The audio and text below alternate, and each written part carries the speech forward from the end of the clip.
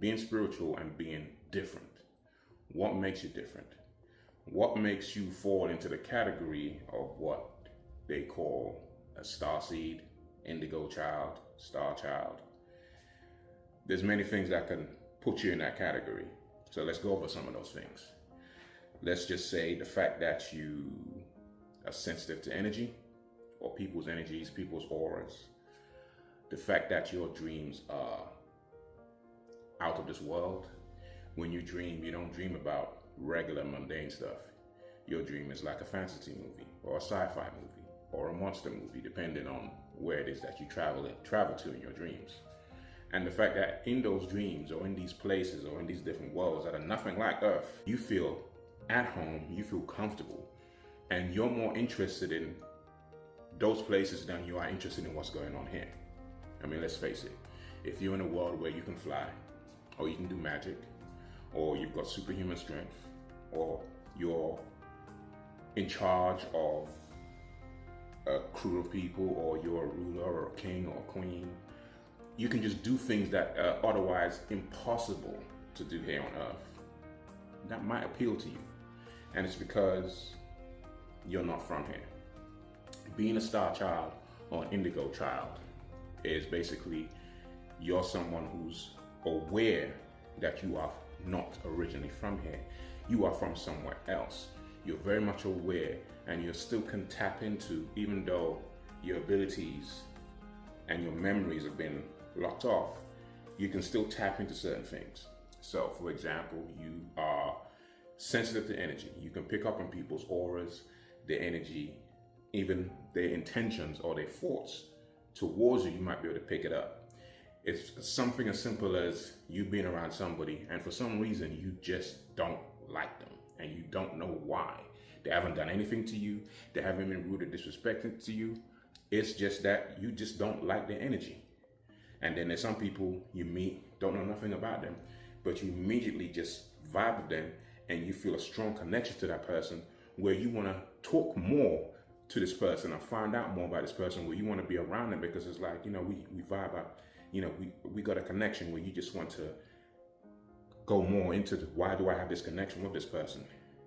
And a lot of times we come across people that we may have known in other lifetimes and don't even realize it.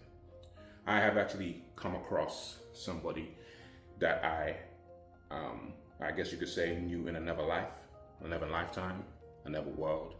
I wasn't aware of it. He was actually aware of it. He comes up to me. I'm in his store. He has a store. He comes up to me and be like, "Do I know you from somewhere?" And I'm looking at him like, "Nah." I goes, "I've been in your store once before." But I goes, "Maybe you remember me from one time I came there." He goes, "Nah, I know you." And I'm looking at him like, "Nah, we don't, maybe you're mistaking me for somebody else. We don't know anyone. We don't know each other." And he goes, "Are you sure?" And I goes, "Well," I'm not from here. I goes, I originally grew up in the Caribbean and I lived in England and stuff. So it's highly unlikely that we know each other than me meeting you in your store." But he kept insisting that, "No, well, I know you from somewhere."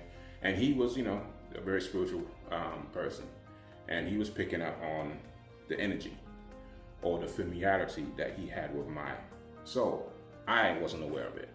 So I later, I guess you could say, communicated with my ancestors, because sometimes I'm able to communicate with them. And I asked them about this individual, and they informed me that I knew him in another life and he was an associate. And I was like, "Oh," so I said, "Associate?" So he goes, "Not a close friend." They goes, "No, you knew each other in passing and you all have dealt with each other and stuff like that." So he's very much aware, and they told me that he's very powerful. The fact that he remembers you and can pick up on the fact that he knows you. And I was like, okay, interesting. So I'm pretty sure that some of you may have come across that, where you just meet people, a complete stranger, and they feel that they know you. They get this sense of familiarity where, like, I know you from somewhere, but I can't quite place it. And it's because they just know you from another lifetime. You've basically come across another star child that you actually had some type of relationship with. in that other lifetime. And just to give you an idea of the fact that they are, just like there's different people, different races, different cultures, there's also differences with beings or people spiritually. For example, let's use the Bible or Torah, Old Testament, Genesis 2:14 or 2:15. After Adam and Eve, ate from the tree of knowledge or the tree of life, they were punished. Well, God was punishing the devil, the serpent, and one of the things he mentioned was that there's going to be enmity between thy seed, which means the devil's seed, and Adam's seed or Eve's seed, which means, us humans, those of us who are, for lack of a better word, children of Adam. So for there to be enmity, that means that there's a different set of people here that are of or descendants of the devil. And then there's another group of people who are descendants of Adam and Eve. And in that quote, it specifically says there will be enmity between thy seed and Adam's seed. So that just to give you an idea that there are different people. We're not all the same. People like to say, oh, we are all the same. It's the human race. Yes and no. There's a big difference spiritually. We are not all the same. There's more variations than you probably could imagine. You're talking about, let's just say Earth is a big mixing pot of, let's just throw a number out there, 100 different species of spiritual species of people, all thrown into this big mixing pot. And some of us are going to get along and some of us are not going to get along. But I just use the Bible as an example of that there is a difference, physically, and there's definitely a difference spiritually.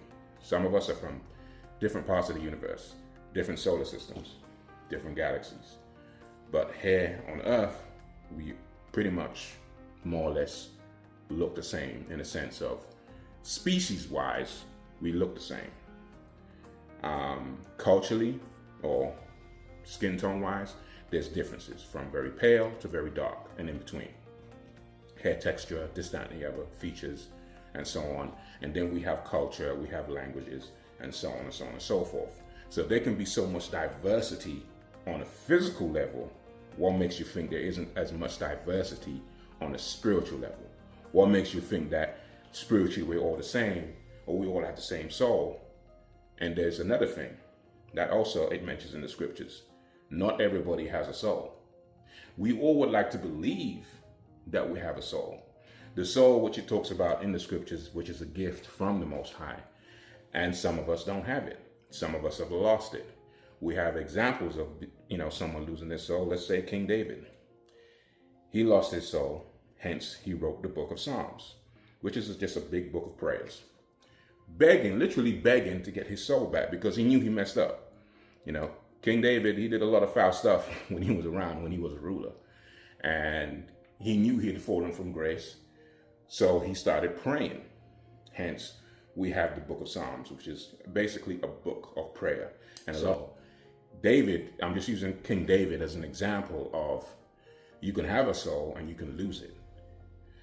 And from what I understand, he got given back that gift, that soul.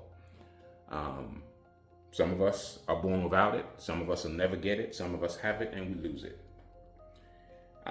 There's a difference between soul and spirit. Soul and a spirit, two different things. Best way I can give you an idea of, we could use the analogy of an egg. The shell is the physical body. Inside the shell, you have the clear white part, and then you have the yellow part. The clear white part is the spirit, and then you can look at the yellow part as being the soul. That is a very special part of your spirituality. It is what enables you to have that connection with the Most High and your ancestors and just the universe in general. Everything has a spirit, but not everything or everyone has a soul. Big difference.